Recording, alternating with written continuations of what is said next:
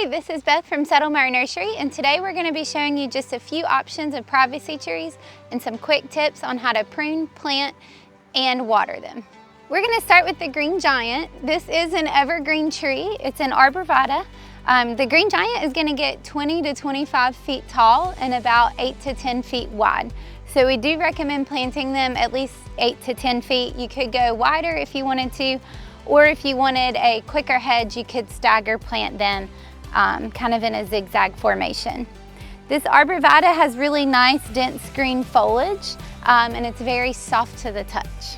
When looking at pruning a green giant, we just want to take the shape of the tree, which naturally grows in that conical shape, and we're just looking at the body of the tree and coming to a point, which would be about here if we followed the edge of the tree. I'm just going to go in about 6 inches above that top. I'm using my Corona bypass pruners. We do want to make sure they've been cleaned and sharpened, which these have, but I'm just going to go about 6 inches above that and cut at an angle. And this is going to help that tree really come to a point. It's going to push out lots of new growth and help it just get really thick and full. Next up is the Nellie Stevens Hollie. This is a really dense dark green holly, and it does get the red berries in the winter. Nellie Stevens is going to get about 12 to 15 feet tall and 6 to 8 feet wide at the base.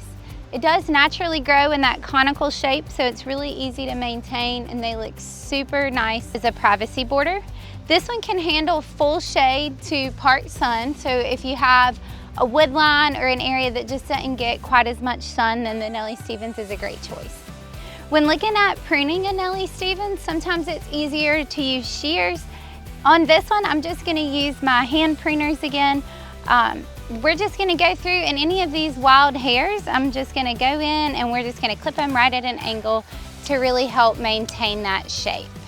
And we do want to trim the center of the plant higher than the edges of the plant. That way we can really help it grow into a super nice cone shape. Again, if you have kind of fuzzy hollies, it's easier to use shears and you can just trim it in that Christmas tree shape. The last privacy tree we're going to discuss today is the Murray Cypress. This tree is the fastest growing tree that we have on our property, so it'll grow upwards of 3 feet a year. It does get 25 to 30 feet tall and 10 to 12 feet wide, so we recommend planting them about every 10 to 12 feet. Again, if you wanted to have a quicker privacy, you can double stack them and plant them in that zigzag pattern to really fill in. These trees have a really nice dense green foliage. They work well in full sun to part shade. And again, it's just one of the fastest trees that we have, so they make an excellent privacy choice. To prune the Murray Cypress, we do recommend, very similar to the green giants, to just follow that natural conical shape of the tree, look at the top and go about 6 inches above that cone shape, and then you'll just trim the top. Again, it helps push out growth as the trees mature. If you do get any long limbs, you can go ahead and trim those off to give it that really nice, tight Christmas tree look. For any of these privacy trees, you can plant any time of year. The only consideration we have is that you do need to be able to water them, so the warmer months will require more water than the cooler months. So just keep that in mind as you're planting them. Whenever you go to plant, you're going to dig the hole twice as wide and only as deep as the pot. That way your roots can really get a good firm hold in the ground. We recommend using Daddy Pete's soil mixtures and a biotone starter fertilizer as you plant. You're just going to mix that good soil and the starter fertilizer into the hole, pop the privacy trees right out of their pots, break up the roots, and then we'll plant them in there. And we want to make sure that each tree is about 2 inches above the ground so the water can really run off of them and saturate the soil.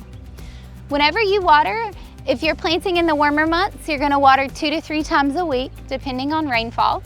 If you're planting in the cooler months, you can probably get by with 1 to 2 times a week. And we just want to give it a good, slow, deep water.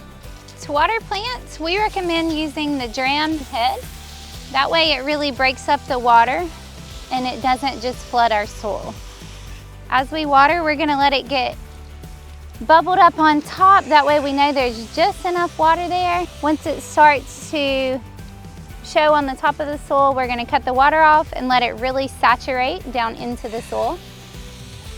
And depending on the size of plant you have, you're going to do that a few times. For larger plants, you'll want to do it 5 to 7 times. For smaller plants, you want to do it 3 to 5 times. And we're just going to slow and deeply water.